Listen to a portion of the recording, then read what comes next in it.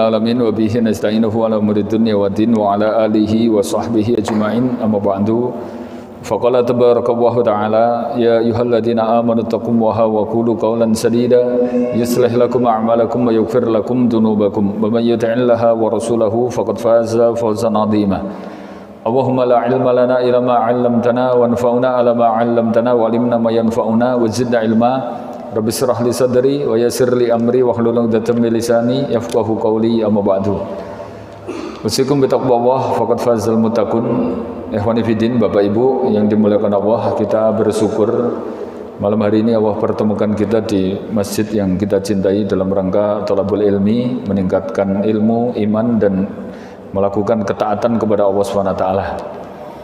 Tiga hal ini kata Ibnul Qayyim adalah hal yang enggak ada berhentinya dalam hidup. Maka kita syukuri Allah kalau membaikkan seseorang itu caranya bukan ditambahkan harta atau jabatannya, tapi ditambahkan ilmunya. Dan cara untuk nambah ilmu hanya dengan satu cara, yaitu taklim. Kata Ibnu Mas'ud, innakum latuladu aliman fa innamal ilmu bita'alum. Kalian nggak ada yang spontan langsung berilmu, karena ilmu hanya bisa didapat dengan belajar. Dan belajar ini ya hadir, tradisinya taklim itu ya khudur fitolabul ilmi, hadir. Karena dengan hadirnya kita baru jalannya itu akan dimudahkan untuk ke surga. Kemudian duduk-duduknya ini akan didoakan para malaikat. Kata Nabi, mangqa'ada yantadhiru shalah, siapa yang duduk di masjid dalam rangka menunggu sholat saja, da'athul malaikah Allahumma ighfir lahu Allahumma arhamhu, maka malaikat pada mendoakan semoga Allah ampuni dosanya dan Allah sayangi dia. Apalagi kemudian kalau kita taklim, ini banyak keberkahan lagi yang Allah berikan. Jamaah rahimakumullah. Yang kedua, salawat serta salam untuk junjungan kita Nabi Muhammad SAW. Di malam hari ini sesuai dengan tema kita kaji tentang salah satu tanda kiamat. Nabi mengatakan dalam hadis dari Bukhari, Nabi mengatakan inna baina yaday sa'ah fadhuharul fitan, termasuk tanda dekatnya hari kiamat.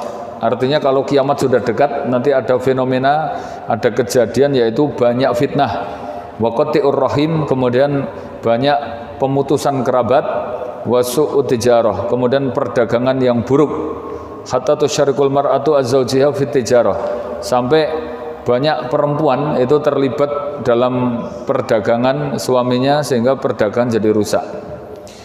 Ikhwani fillah rahimakumullah. Jadi hadis ini menjelaskan ada tiga tanda ya dalam satu hadis ini kalau kiamat itu sudah dekat. Yang pertama, kasratul fitan, banyaknya fitnah. Kita sering dengar fitnah ya. Kalau di Al-Quran, fitnah itu ada 4 arti. Pertama, arti fitnah itu syirik, berlandaskan ayat al-fitnatu asyaddu minal qatl. Sesungguhnya syirik lebih kejam, lebih bahaya daripada pembunuhan. Karena ayat itu berkaitan dengan perang di bulan haram gitu ya. Saat itu sebetulnya nggak boleh menumpahkan darah di bulan suci atau bulan haram. Tapi karena syirik itu lebih bahaya, maka boleh memerangi orang musyrik walaupun bulan haram. Sehingga turun ayat itu. Tapi ayat ini sering disalahgunakan. Biasanya fitnah lebih kejam dari pembunuhan itu artinya fitnah itu ya tuduhan bohong. Nah, itu padahal dalam tafsirnya fitnah itu adalah syirik. Masa cuma dituduh bohong aja kok lebih bahaya daripada pembunuhan. Saya yakin antum kalau disuruh milih dibunuh apa milih difitnah, ya milih difitnah saja daripada dibunuh. Itu yang pertama. Yang kedua, di Al-Quran itu fitnah artinya adalah musibah atau bencana. Berlandaskan ayat fattaqu fitnatan la tusibannal ladzina dzalamu minkum khassah. Hati-hati kepada bencana yang Allah tidak timpakan khusus kepada pelaku dosa saja. Ayat ini menjelaskan bahwa fitnah itu artinya musibah atau bencana, misalnya gempa, longsor atau banjir gitu ya. Nah, kemudian bencana ini itu tidak menimpa khusus kepada pelaku saja. Jadi semuanya akan dikenakan adab kalau memang di daerah situ nggak ada yang mencegah. Makanya Nabi mengatakan idza ra'aitumul munkar, kalau kamu itu melihat sebuah kemungkaran falyughayyirhu, maka hendaklah kamu rubah. Kenapa? Karena kalau antum tidak merubah illa yu'ammahumullahu bi'iqabih, maka Allah akan samaratakan adab. Jadi Allah akan ngirim adab itu secara total, kena semuanya. Kayak misalnya di Palu dulu likuifaksi, kita ikut relawan ke sana itu ternyata ada yang solehnya. Jadi memang yang diadab bukan hanya pelaku LGBT gitu tok. Di situ ada pondok pesantrennya, ada penghafal Qur'annya, banyak keajaiban yang kita lihat di situ. Tapi itu kenapa kemudian juga kena adab? Ya karena memang bencana itu tidak milih kepada pelaku saja. Imam Qurtubi itu pernah menjelaskan ya, ketika Allah itu pengen mengadab suatu kaum, berkaitan dengan ayat ini ada tafsirnya itu. Imam Qurtubi menjelaskan Allah pernah ngirim malaikat untuk mengadab suatu kaum. Kemudian malaikat itu ketika datang ke kaum itu ngerti di situ banyak orang soleh, sampai mereka mengatakan ya Rabbana inna fiha qaumus solihun. Ya Allah di situ banyak orang-orang soleh, mereka lagi ibadah. Maka Allah mengatakan azibhum, tetap aja adab saja nggak apa-apa. Kenapa? Walaupun mereka beribadah, tapi mereka ini membiarkan telinganya nggak pernah panas, kalau ada kemungkaran diem saja, maka tetap diadab oleh Allah Ta'ala. Itu ya. Maka yang mencegah bencana itu ternyata bukan orang soleh, tapi orang yang mau merubah keburukan supaya menjadi baik. Itu kalau dalam bahasa Arab namanya muslih. Makanya ada ayat, dalam ayat itu wa makana rabbuka liyuhlikal qura bidzulmin wa ahluha muslihun gitu. Allah tidak akan ngirim bencana ke suatu kaum kalau penduduknya itu muslihun, bukan solihun. Kalau soleh itu yang rapi untuk diri sendiri, tapi kalau muslih itu baik untuk diri sendiri dan dia punya niat membaikkan orang, mencegah keburukan orang. Ya kayak Nabi disebut muslih. Nek soleh ngono ki ora resiko. Kayak Nabi ketika dulu belum diangkat jadi rasul itu sudah soleh dan Nabi nggak pernah resiko. Tapi ketika diangkat menjadi rasul kemudian merubah kemungkaran, nah itu langsung dibenci. Makanya penolak bencana itu bukan orang soleh tapi para nabi. Kenapa? Karena nabi itu orang-orang muslih. Dalam ayat Allah mengatakan wa makana rabbuka liyuhlikal qura. Ayatnya itu wa makana Allah liyu'adzibahum wa anta fihim. Allah itu enggak akan pernah ngirim bencana ke kalian di satu kampung wa anta fihim, selama kamu wahai Muhammad ada di situ. Wa makana Allah mu'adzibahum wa hum yastaghfirun. Dan Allah tidak akan ngirim bencana kalau penduduknya mau istighfar. Jadi tolak balaknya itu dua. Satu ada nabi, yang kedua adalah ada orang-orang yang tobat atau istighfar. Karena balak bencana penyebabnya dosa. Lah kalau mereka istighfar berarti kan menghilangkan dosa. Kalau dosa hilang ya bencana tidak akan datang. Sebagaimana dalam hadis la yanzilul bala ila bidzanbin wala yarfa'uha ila bil istighfar. Allah itu tidak akan ngirim bencana kecuali karena dosanya, dan Allah tidak akan menghilangkan bencana menghilangkan dosa kecuali dengan istighfar. Maka Nabi, kalau sekarang para dai itu sebetulnya makhluk yang dimuliakan untuk tolak bencana. Malah ustadz di penjara, ya gue yang bikin banyak bencana yang ngono kuwi. Alhamdulillah rahimahullah. Jadi itu yang kedua. Dan bencana juga dikaitkan dengan musibah. Maksudnya bencana atau musibah itu dikaitkan dengan dosa. Makanya kalau banyak dosa itu berarti banyak bencana. Kata Allah wa kullan akhadnahum bidanbi. Semua manusia tersiksa hidupnya mesti karena dosanya. Wa minhum man akhadha bisayha. Ada di antara mereka kami kirim hujan batu. Wa minhum man khasrawa bil ardo. Ada di antara mereka kami tenggelamkan tanah. Ya gempa, longsor, likuifaksi. Wa minhum man aghraqna. Di antara mereka ada yang kami tenggelamkan air, banjir apa tsunami ngono kuwi. Wa makana Allah liyudlimahum. Allah enggak mendolimi dengan gitu itu. Walakin kanu anfusahum yadlimun. Tapi itu gara-gara perbuatan mereka sendiri itu masalahnya. Makanya dalam hadis Nabi mengatakan kalau kiamat sudah dekat itu pasti banyak bencana, artinya banyak fitnah. Kata Nabi, inna baina yaday sa'ah al-khasfu wal masku wal ghorku. Kalau kiamat itu sudah dekat, apa tandanya? Nabi mengatakan banyak tenggelam tanah, banyak bencana, banyak gempa, kemudian banyak tenggelam air. Kemudian para sahabat bertanya, wa matadaka ya Rasul, itu kapan terjadinya wahai Nabi? Nabi mengatakan idza dhahara zina wal ghina wal ma'azif wa sirbatul khamr. Kalau zina, musik, biduanita dan khamr gabung jadi satu. Dulu apa belum ada? Dulu ada, khamr juga ada, zina juga ada, tapi kan parsial, dewe-dewe, pisah-pisah. Contoh umatnya Nabi Lot diadab itu karena dosa berkaitan dengan homo. Kemudian umatnya Nabi Nuh tenggelam air itu karena syirik. Itu tapi sendiri-sendiri. Nah, di akhir zaman ini umat Nabi Muhammad ini itu bencana umat dulu dan dosa khasnya umat terdahulu digabung jadi satu. Coba antum lihat sekarang ini. Jenenge hiburan malam, diskotik itu isinya ya 4 itu tadi. Apa itu? Musik, bidu wanita, khomer sama zina. Masa di hiburan malam diskotik kok ora nek musik ya ora gayeng. Terus misalnya ada musik tapi nek ora nek khomer ya kurang abdol. Coba antum lihat, biasanya 4 ini mesti gabung. Jenenge mendem ku ya penake karo musik jedung-jedung karo uwek ngono kae to. Gitu. Nah itu kalau itu sudah gabung, bahkan sekarang acara-acara warga, hajatan warga itu mesti menggunakan 4 ini. You know, wayangan ngono ya sekarang ada khomernya, kemudian campur sari ya ada penyanyinya, ada jogetannya, ada mabuknya, nanti suwe-suwe ada zinanya, hiburan apa, dangdutan, semuanya gabungan 4 dosa ini. Ini kalau sudah merajalela berarti ini bagian dari tanda kiamat, Pak. Ya, itu yang kedua, tafsir fitnah itu artinya bencana atau musibah. Makanya fitnah kan ada fitnatus syubhat sama fitnatus syahwat. Fitnah syahwat ya berkaitan dengan tadi yang saya sebutkan, bencana-bencana munculnya karena fitnah syahwat. Kalau fitnah syubhat itu fitnah berkaitan dengan kerancuan akal berpikir, banyak pikiran-pikiran nyeleneh. Ya subhat itu rancu, kayak sekarang campur, sik bener jadi salah, sik salah wis mirip-mirip bener, akhirnya bener karo salah wis padha wae sekarang ini, ya toh. Sekarang dicampur aduk, antum ngerti? Ya, sekarang ini ada diskotik syariah. Sangar toh. Diskotik syariah itu piye? Ana BMT syariah biasa ngono ya toh. BMT abal-abal kemudian diklaim syariah ngono ki, kabeh-kabeh syariah, lan diskotik kok syariah ngono ki terus piye kuwi? Memang betul-betul rusak, betul campur aduk, bener salah jadi satu. Ya itu bagian dari huru-hara akhir zaman, gitu kan. Nah, kemudian yang ketiga, tafsir fitnah itu adalah maksiatnya perempuan. Makanya fitnatus syahwat itu kata Nabi, mataroktu fitnatan ya, mataroktu fitnatan lirijal adzaru minan nisa. Tidak ada fitnah yang lebih besar di akhir zaman bagi laki-laki mengalahkan fitnah wanita.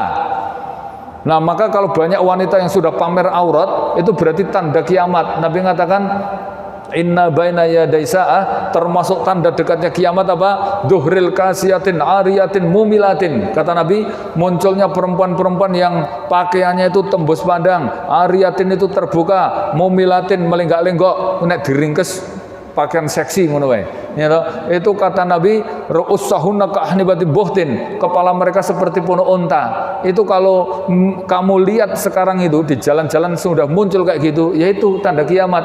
Lam ara qablaha, Nabi mengatakan saya memang belum melihat. Jadi Nabi dulu nyampaikan ya, itu Nabi belum pernah melihat ada makhluk perempuan kok telanjang, seksi, tembus pandang, itu ndak ada zaman dulu. Ojo meneh kok wanita muslimahnya zaman dulu. Wanita nakalnya saja zaman Nabi pakai cadar, coba bayangkan wanita nakal zaman Nabi itu ya pakai pakaian tertutup. Cuman bedanya kalau di zaman Nabi itu perempuan nakal pakai kelintingan di kakinya. Nanti nek ketemu laki-laki digedruk-gedruke kelinting-kelinting sama minyak wangi gitu. Nanti laki-laki sih bangsa garangan-garangan kuwi ngerti. Wah iki anu ki ambune ngene iki berarti ngejak iki pira Mbak ngono ki wis apal walaupun pakai cadar kalau zaman dulu. Nah sekarang aja meneh kok wanita nakalnya bojone ustad apa bu nyai-nyai ngono kadang-kadang kudungnya aja ke barat-baratan. Maksudnya kena barat ucul gitu. Bagaimana ini enggak bagian dari tanda kiamat? Antum kalau ke Tawangmangu sana, bendino itu yang disebut Nabi, kasiatin, ariyatin, mumilatin itu muncul kabeh. Ariyah itu terbuka, bukan kok berarti telanjang. Pokoknya dibuka sebagian, ditutup sebagian. Kalau atas ditutup, bawah dibuka. Nanti kalau bawah yang dibuka, atas ditutup. Nanti kalau atas tutup, bawah tutup, tengah dibuka. Jane dibuka kabeh kuwi. Ngono nek ngarep tutup mburi sik dibuka. Jane dibuka kabeh to. Itu aslinya nggur buka tutup ngono kuwi to. Lah nanti kalau wis bosen buka tutup dikandani mbok sik tertutup kabeh, rapet kabeh. Akhirnya rapet kabeh tapi dibikin ketat. Padha wae no rapet kabeh ning ketat. Lekuk-lekuknya kelihatan. Lah kemudian dikandani meneh ini enggak boleh pakaian syar'i itu enggak boleh ketat, harus longgar dan tertutup. Akhirnya dibikin longgar dan tertutup. Tapi tipis, ya, itu yang disebut Nabi kasiatin, tembus pandang, orang kacek. Makanya syarat pakaian wanita itu minimal ada 5 itu. Kalau hadis ini menjelaskan, pertama harus tertutup, tidak boleh terbuka, harus tebal, tidak boleh tipis, kemudian harus harus rapat, nggak boleh ada yang terbuka, kemudian tidak boleh tasabuh, niru-niru laki-laki atau niru-niru lawan jenis. Itu gamblang banget loh syariatnya. Nah, maka kalau itu sudah dilanggar, maka ini bagian dari huru-hara akhir zaman. Banyak perempuan itu mungkin kalau Nabi bangkit dari kubur, kemudian ngelihat kondisi sik kliwar-kliwar nenggon pasar-pasar ngono kuwi. Oh, iki sik dimaksud tanda kiamat yang ini muncul makhluk-makhluk kok yang ini berarti kiamat itu loh sudah dekat itu. Lah kemudian tafsir yang keempat, makna dari fitnah itu artinya ibtila, ujian. Ya banyak ujian itu ya, ujian untuk kaum muslimin kayak gini nih. Wa'lamu annama amwalukum wa auladukum fitnah. Fitnah itu berarti artinya adalah al-ibtila. Lah kalau kemudian ditanya tanda kiamat itu banyak fitnah, berarti apa saja? Ya fitnahnya itu berarti ya banyak syirik, banyak kemaksiatan para perempuan, banyak musibah, dan empat-empatnya memang. Dan kita lihat empat-empatnya sudah muncul semua itu. Syirik apalagi di Indonesia itu kesirikannya paling pol nong ini ya toh. Coba antum cari punden paling banyak dunia ngulang neng Indonesia. Kampung kutoke pundane 6 loh kayak. Termasuk ada punden kelas nasional ngasih kelas orang-orang penting negara aja pernah ke kampung saya itu. Bahkan mantan presiden yang sudah meninggal, kadang sudah meninggal rapopo tak jelaske. Nek wong isih urip aku rawani jelaske, engko di video wonge nonton terus aku dicekel polisi ngono kuwi. Masalah wong mati. Itu dulu pernah dipekul 4 orang di kampung saya ke punden untuk minta persembahan, kan di tempat saya ada punden Pringgondani namanya. Wah itu Masya Allah ritualnya kalau hari malam suro, Masya Allah ya toh. Parkiran aja RT-nya untuk 4 juta coba. Itu parkiran khusus malam-malam suro itu tok. Insyaallah itu bisa bayangkan banyaknya orang yang parkir di situ kan. Cuma rahimahullah, jadi itu ya.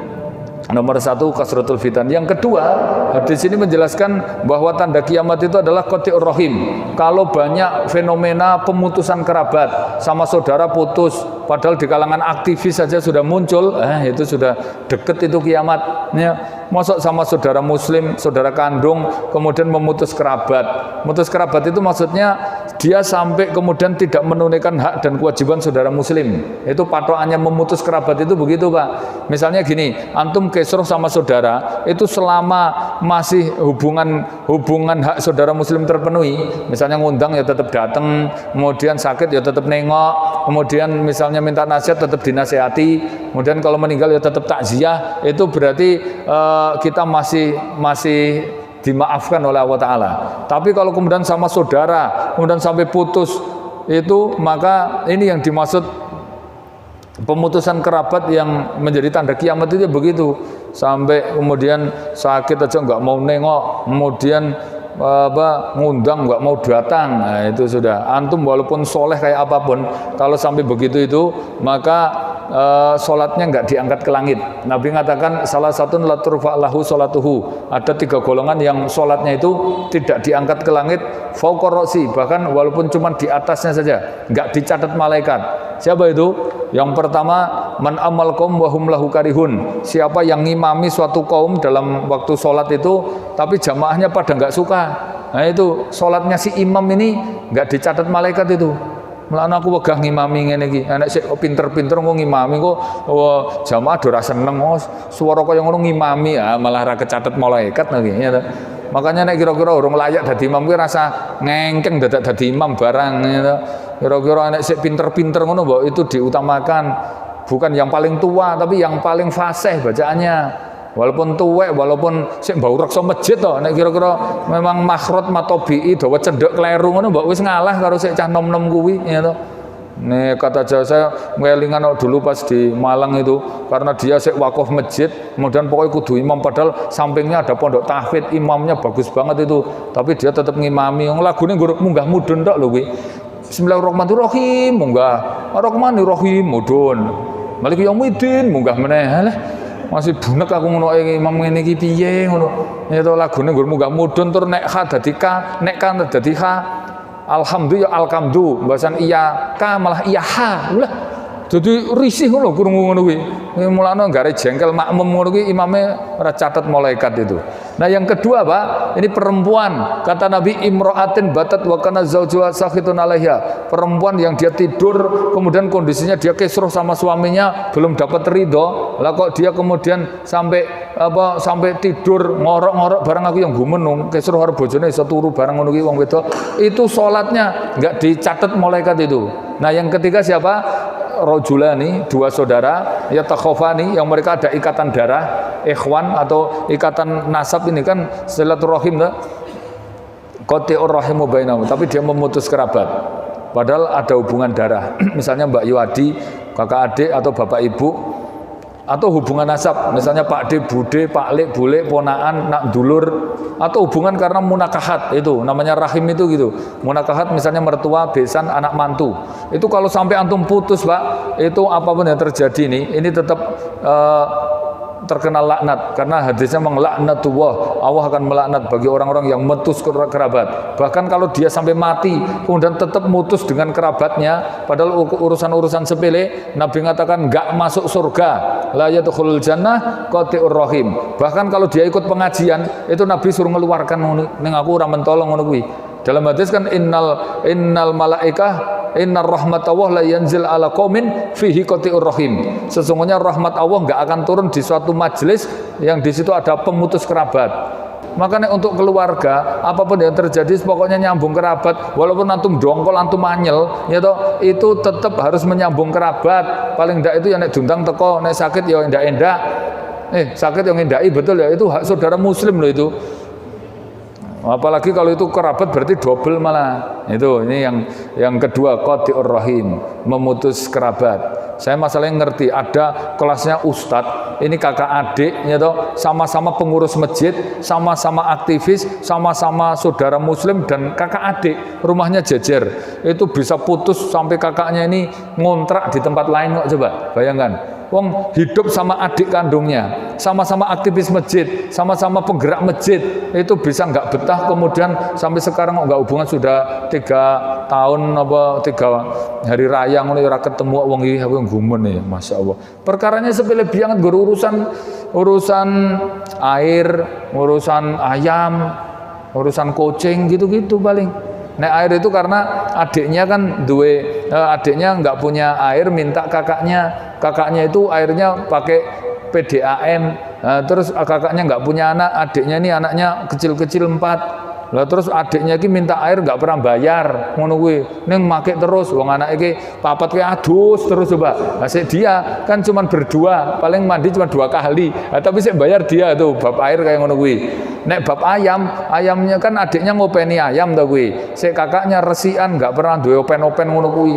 Lah ayamnya kan sering silaturahim ke rumah kakaknya, nelek, cret muleh ngono kuwi. Akhirnya pas disembelih kakaknya nggak dikasih. Kapok ora gelet ngono kuwi. Enggak gitu, sepele-sepele kayak gitu, putus kerabat coba. Masya Allah, ada lagi yang saya ngerti di kampung saya itu ada itu.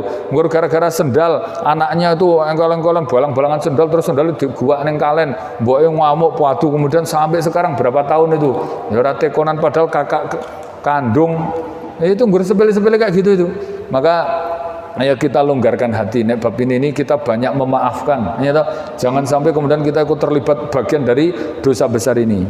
Nah, yang ketiga, ini yang agak berat, ini bagian dari tanda kiamat itu apa? Nabi mengatakan su'ut tijarah, perdagangan rusak, perdagangan buruk. Artinya perdagangan buruk ini di sini dalam tafsirnya, buruk itu dalam bentuk ya caranya sama barangnya yang dijual. Barang-barang buruk barang dijual, barang haram dijual, ABG dijual. Nah, sekarang kalau Allah mengharamkan sesuatu, maka menjual barang yang menjadikan haram itu nggak boleh. Misalnya di Al-Quran itu yang diharamkan babi, darah, bangkai. Lah kok transaksinya jual babi, jual darah, jual macam-macam. Ini barangnya maksudnya. Jadi dikatakan perdagangan buruk itu ditonton dari caranya, yang kedua dilihat dari teknisnya, thoriqohnya, dan yang ketiga memang dari ini kalau dalam tafsirnya ya, saya nukilkan di surat Al-Baqarah ayat 188. Ini Allah mengatakan wala taqulu amwalakum bainakum bil batil. Kamu jangan makan harta saudara kamu dengan cara yang batil. Batil itu tafsirnya adalah bidulmin wa bimaksiatin, dengan cara dolim dan dengan cara maksiat. Jadi gini, kalau kiamat itu sudah dekat, ini ciri-cirinya memang perdagangan itu rusak lah. Rusak itu ya dari jenisnya yang dijual barang-barang yang haram, kemudian yang kedua caranya dengan cara yang nggak benar. Padahal Allah mengatakan kamu jangan makan harta dengan cara yang nggak bener. Batil itu kan lawan dari hak. Hak bener berarti batil ya ora bener gitu loh. Gimana contohnya? Di ayat itu dilanjutkan seperti kamu itu watadlu biha ilal hukam litaqulu fariqum min amwalinas. Seperti kamu itu mengajukan gugatan ke pengadilan untuk ngambil harta saudara kamu dengan cara dosa. Wa antum ta'lamun, padahal kamu ngerti. Misalnya dia ngajukan ke pengadilan supaya warisan itu ya pindah ke dia, sertifikat dibalik atas nama dia. Wah, akhirnya karena dia bayar saksi palsu kemudian menang. Wah, itu caranya betul-betul batil. Ini salah satu contohnya. Maka ya kita haram hukumnya kerja dengan cara yang nggak benar. Bisa dengan cara batil atau dengan cara maksiat. Maksiat itu contohnya dalam hadis Nabi ngasih contoh gimana bentuknya? Hatta tusyarikul mar'atu az-zawjah fi tijarah, sampai para perempuan itu di akhir zaman itu dilibatkan suaminya untuk transaksi supaya lebih banyak hasilnya. Misalnya jual bubur nggak laku, akhirnya istrinya suruh jual. Jual jamu nggak laku, istrinya suruh jual. Pakaiannya suruh rodok ketat-ketat ngono ben para laki-laki dung belang itu nanti pada beli. Jadi melibatkan perempuan dalam transaksi ini termasuk perdagangan yang buruk, sistem transaksi yang rusak. Padahal sekarang transaksi apapun itu melibatkan perempuan loh. Sales dibikin wedok ben banyak orang tertarik. Bagian teller, bagian kasir, bagian apa dipilih perempuan sih bening-bening. Itu jadi ada orang itu pengennya nggon nabung wae nang BRI karena tertarik sama kasirnya BRI. Itu melibatkan perempuan itu ya, kemudian apalagi sampai maksiat apa dengan maksiat kemudian dapat duit gitu loh. Misalnya dia joget-joget dapat duit, jadi penyanyi dapat duit, atau memang profesinya itu profesi yang pamer aurat yang kemudian dari situ dapat duit. Nah, itu duit dari hasil maksiat kayak gini nih, itu termasuk penghasilan yang haram. Makanya ayatnya kamu jangan makan harta dengan cara nggak bener, yaitu dengan cara dolim atau dengan cara maksiat. Kalau maksiat ya tadi berbuat maksiat dapat duit. Kalau dolim ya misalnya dengan transaksi yang ada unsur kedoliman. Kan banyak tuh transaksi dengan cara gharar, transaksi dengan sistem riba, transaksi dengan cara pemaksaan. Kalau dalam Islam ada transaksi jenis-jenis transaksi yang haram, misalnya najas. Najas itu merekayasa supaya ada orang nawar bukan untuk beli barang tapi untuk menaikkan harga. Kuwi apa nek ning kene jenenge kuwi? Ya toh. Itu najas itu gitu. Ada juga unsur gharar. Gharar itu enggak jelas, spekulasi. Misalnya tebas tapi enggak jelas. Nebas kok sak panenan. Kuwi ora bener lho, Pak, ngono kuwi. Enggak boleh dalam Islam gharar itu. Ya toh. Nah, nebas itu ya kudu jelas, misalnya ini panennya dapat berapa per kilo berapa tak tuku kabeh ngono ora apa-apa. Nebas kok lele sak kolam ora cetha kuwi apa kambing dalam kandungan dalam kandungan. Wis pokoke model-model yang gharar gitu loh. Panen itu nggur dikira-kira. Ya ini sistem-sistem yang gharar ya. Maka dalam Islam ini supaya antum itu dapat rezeki yang barokah, hasilnya baik, itu ada 6 syaratnya. Saya nukilkan keterangan dari Ibnul Qudamah Al-Maqdisi dalam kitab Minhajul Qasidin. Beliau mengatakan tentang syarat bisnis usaha itu biar mendapatkan berkah ya, biar bisa mendapatkan keberkahan kebaikan.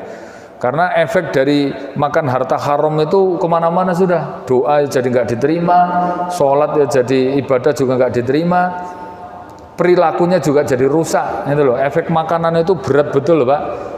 Minimal efek dari makanan yang kita dapat dari usaha yang tidak benar ini itu minimal ada 3 dampaknya. Pertama, mahjubut ta'ah, akan menghalangi ketaatan dan ibadah kita kepada Allah Ta'ala.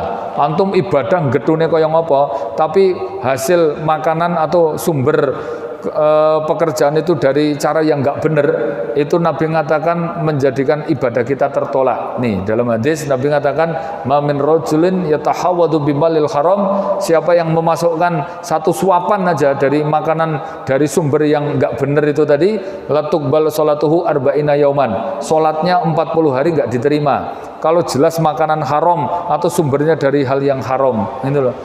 ditolak. Bahkan ada hadis yang lain itu orang yang sungguh-sungguh dalam ibadah, tapi satu sisi dia nggak peduli makanan yang masuk ke perutnya, setan aja nggak menggoda loh itu. Ada di kitab Kabair, innar rajul yatahajjadu faqala syaitan li awanihi. Ketika ada orang yang getu dalam ibadah, maka setan itu ngomong ya kepada anak buahnya, unduru min aina mat'amahu. Kamu cek dulu dari mana makanannya. Fa in kana su'in, kalau makanan yang dia makan itu buruk atau haram, da'hu. Kata setan, alah biarin aja.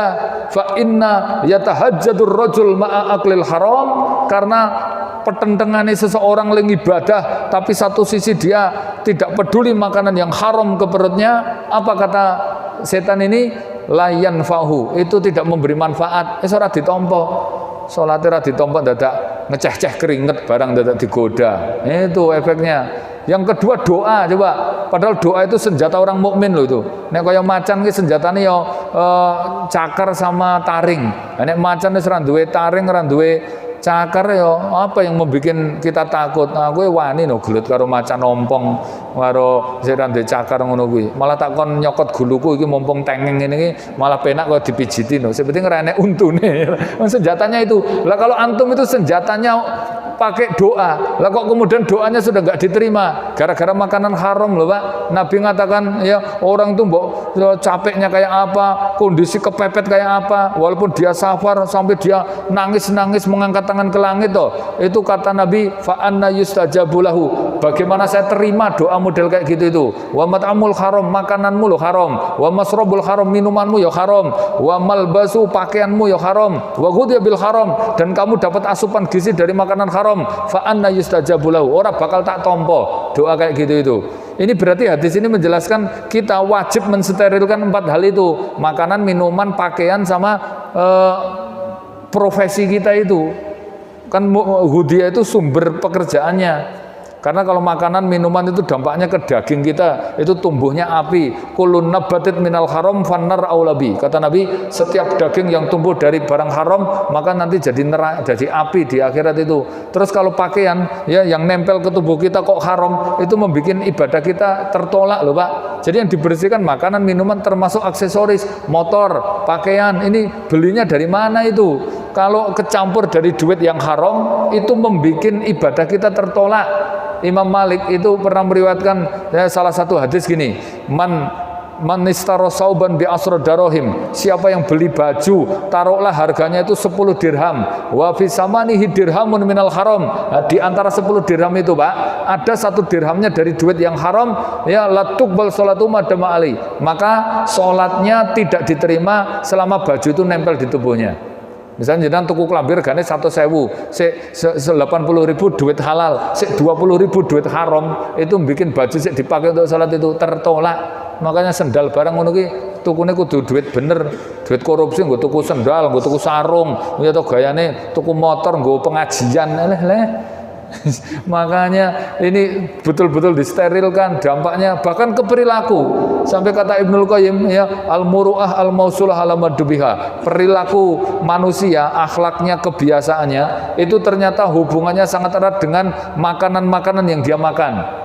Makanya dalam Islam itu diharamkan untuk makan binatang buas, binatang bertaring, binatang berkuku tajam, binatang menjijikkan. Karena perilakunya khawatirnya nanti menjijikkan, khawatirnya jadi rusak. Makanya ini syarat supaya usaha, pekerjaan, bisnis antum itu barokah, itu kata Ibnul Qudamah ada 6. Yang pertama apa? La yakunu fihi minadzulmin. Jangan sampai bisnis antum ada unsur mendolimi, nganggo ngapusi, nganggo nipu, nganggo pemaksaan, nganggo nutuk, ya, saya pernah mampir deket sini ngono kuwi ya, kalkulatornya rusak ngono apa piye. Nggur sego kucing loro karo apa itu, karo tahu tambah wedange jeruk itu nganggo kalkulator dulu 38 Mas. Wah, kita aku astagfirullah. Ki kalkulatornya rusak mboten to Bu, ngono ta ngono ki. Mboten niki. Wah, iki nuthuk tenan iki perkiraanku lho, perkiraan gue 15.000 ora ngasih wong nggur wedang siji. Ki misale rada akeh 8.000 lah ngono kuwi. Karo misale sego kucing lur tambah tahu ki Kok 3-8 ki dadak nganggo kalkulator. Nah, dolim ngono kuwi. Nah, yang kedua apa? La yakunu minal ma'asi. Ini yang kedua, jangan sampai bisnis antum itu ada unsur maksiat. Misalnya antum buka warung remang-remang atau apa aja nggak ada unsur maksiatnya, atau memfasilitasi maksiat, nyewake kamar barang gitu, nggur short time, tawang mangu antum kalau lewat tang mangu itu ada orang sing nyegat itu dari pasar sampai rumah saya aja mbok uang 16 enek ki, kamar mas ngono ki, ngasih aku barang ki nganggo helmnya ditawani kamar ngono ki. Masa tak buka helmnya, lho Pak Yusuf toh, ngapunten Pak. Jangan mboten butuh kamar toh. Wis duwe kamar aku ngawur oke. Nawani aku karo bojo kok ditawani kamar. Mbok rada mikir-mikir Mas wong jenggoten barang tawani kamar ngono kuwi. Ya Allah, ngawur tenan oke. Itu maksiat kayak gitu kok dilakoni. Pokoknya usahanya pakai unsur maksiat. Nih toh, apalagi dapat royalti dari medsos atau dari TikTok, kalau sekarang itu dari YouTube karena dia upload gambar jorok, wah nonton kayak bianget, wah kuwi tobatnya terus piye nek kaya ngono kuwi. Misalnya dia mati, selama videonya masih beredar, terus dapat aliran dosa, nggak putus-putus itu. Walaupun neng akun sudah dihapus, tapi nih di-download di HP-nya wong sak ngalam donya, kabeh do nonton. Wah, dia walaupun sudah tobat, walaupun sudah pakai cadar, dia sholat aja untuk kiriman dosa itu dari video joroknya dia yang disebar itu. Makanya hati-hati nih kaitan dengan pekerjaan kayak gini nih. Kalau pengen barokah jangan sampai ada unsur maksiat. Yang ketiga apa? Supaya barokah la yudayyiqu an waqtihi. Jangan sampai bisnis usaha itu menghabiskan semua waktunya. Mosok bisnis kok kemudian sampai waktunya entek untuk kerja terus, berangkat jam 1 malam sampai pasar subuh, kemudian jualan sampai duhur, tetangga saya ini, kemudian pulang sampai pasar lagi jam 4 sore, wong pasarnya di mana Pacitan sana, nanti bablas kulaan sampai maghrib sampai rumah menjelang isya, kemudian isya ini noto dagangan sampai jam 8, baru itu jam 8 tidur, ngelilir jam setengah 1 malam, berangkat lagi sampai pasar sana jam subuh, jualan sampai duhur, terus sampai kiamat kayak gitu itu coba. Antum bayangkan hidupnya tuh habis hanya di perjalanan, liane mentelengi aspal, nonton pasar, dia nggak pernah bisa silaturahim, nggak pernah bisa istirahat, ya tetangganya duwe gawe yang nggak pernah bisa datang, ibunya sakit yang nggak pernah, itu habis waktunya untuk kerja. Ini barokahnya dicabut Pak oleh Allah Taala. Allah nggak melarang betul kita malam-malam kerja aja nggak boleh loh. Alladzi ja'ala laila libasa wa ja'alna nahara ma'asa. Allah jadikan malam itu untuk istirahat. Allah membagi waktu malam itu jelas. Ada nisa tuh Pak? Ya sisa aja. Saya pada isak ngisi di Tawangmangu. Saat ini saya sedang ngomong isak jamak ini. Maaf. Jamaah rahimahullah, itu sajalah, lain waktu kita lanjutkan, semoga bermanfaat. Akhiru da'wana alhamdulillah rabbil alamin. Subhanakallahumma bihamdika asyhadu an la ilaha illa anta astaghfiruka wa atubu ilaik. Wa akhiru da'wana alhamdulillah wa billahi taufiq wal hidayah. Assalamualaikum warahmatullahi wabarakatuh.